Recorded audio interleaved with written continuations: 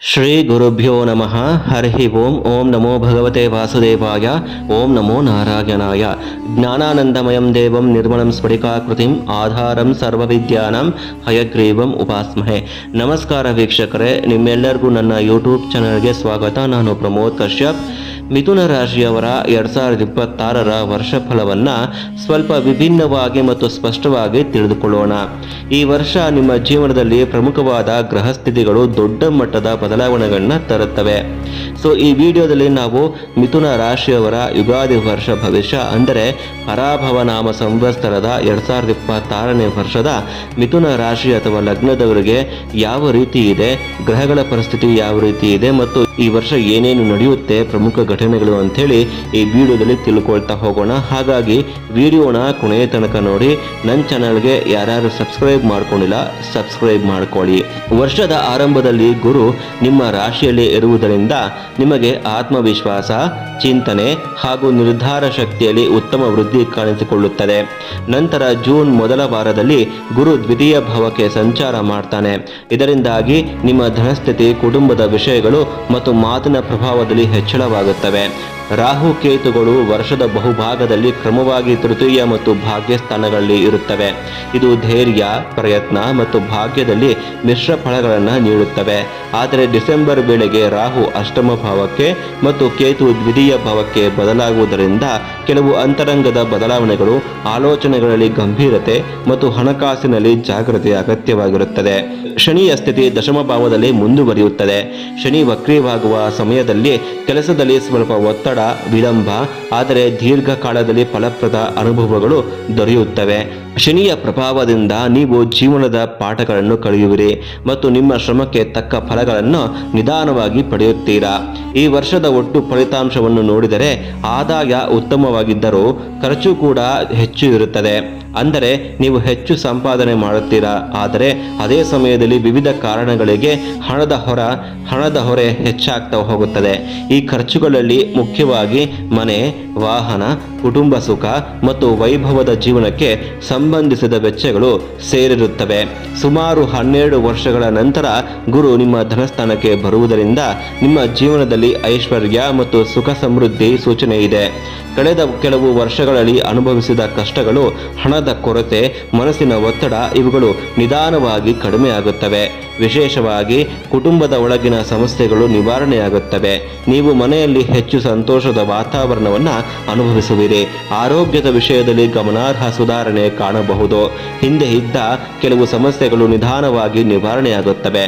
ನಿಮ್ಮ ದೇಹದಲ್ಲಿ ಶಕ್ತಿ, ಉತ್ಸಾಹ ಹೆಚ್ಚಾಗುತ್ತಾ ಹೋಗುತ್ತವೆ. ಜೊತೆಗೆ ಮಾನಸಿಕ ಶಾಂತಿಯು ಹೆಚ್ಚಾಗ್ತಾ ಹೋಗುತ್ತದೆ. ಉದ್ಯೋಗ ಮತ್ತು ವ್ಯವಹಾರ ಕ್ಷೇತ್ರದಲ್ಲಿ ಈ ವರ್ಷ ಉತ್ತಮ ಅವಕಾಶಗಳು ದೊರೆಯುತ್ತವೆ. ನೀವು ಹಿಂದೆ ಹಲವಾರು ಬಾರಿ ಪ್ರಯತ್ನಿಸಿದ ಕೆಲಸಗಳು ಈ ಬಾರಿ ಯಶಸ್ಸು ಕಾಣಬಹುದು. ಮೇಲಧಿಕಾರಿಗಳಿಂದ ಗೌರವ, ಪ್ರೋತ್ಸಾಹ ಸಿಗುತ್ತದೆ.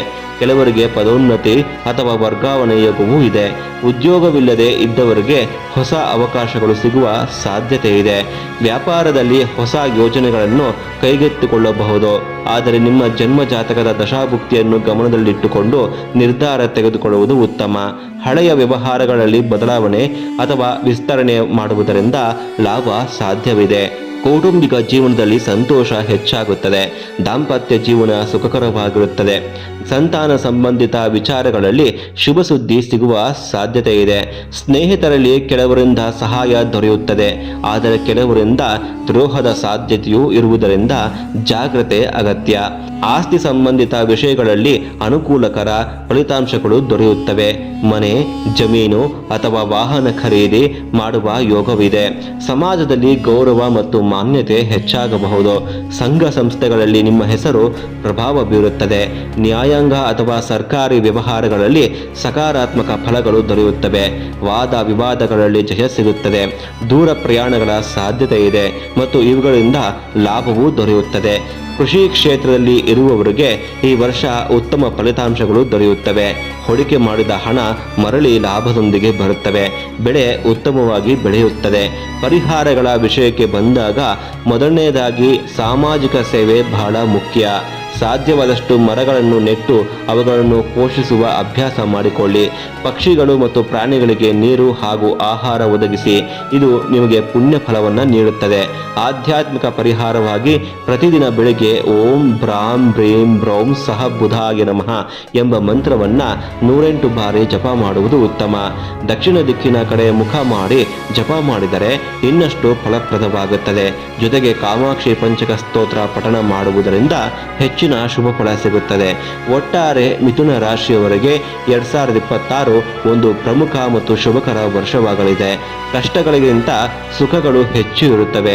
ಸರಿಯಾದ ನಿರ್ಧಾರಗಳು, ಸ್ವಲ್ಪ ಜಾಗ್ರತೆ ಮತ್ತು ಧಾರ್ಮಿಕ ಚಿಂತನೆಯೊಂದಿಗೆ ನೀವು ಈ ವರ್ಷವನ್ನು ಆರಂಭ ಮಾಡಿದರೆ ಉತ್ತಮ. ನಿಮ್ಮ ಜೀವನದಲ್ಲಿ ಹೊಸ ಆಸೆಗಳು, ಹೊಸ ಅವಕಾಶಗಳು ಮತ್ತು ಸಂತೋಷದ ಕ್ಷಣಗಳು ತುಂಬಿರುತ್ತವೆ. ನಿಮ್ಮೆಲ್ಲರಿಗೂ ಶುಭವಾಗಲಿ, ಮಂಗಳವಾಗಲಿ. ಇವಿಷ್ಟು ಮಿಥುನ ರಾಶಿಯವರ ಪರಾಭವ ನಾಮ ಸಂವತ್ಸರದ 2026 ಯುಗಾದಿ ವರ್ಷ ಭವಿಷ್ಯ ಆಗಿರುತ್ತೆ. ಮುಂದಿನ ವಿಡಿಯೋದಲ್ಲಿ ಕರ್ಕಾಟಕ ರಾಶಿಯವರ 2026 ವರ್ಷ ಭವಿಷ್ಯ ಹೇಗಿದೆ ಅಂತ ತಿಳಿದುಕೊಳ್ಳೋಣ. ಎಲ್ಲರಿಗೂ ನಮಸ್ಕಾರ. ಕೃಷ್ಣ ಅರ್ಪಣಮಸ್ತು.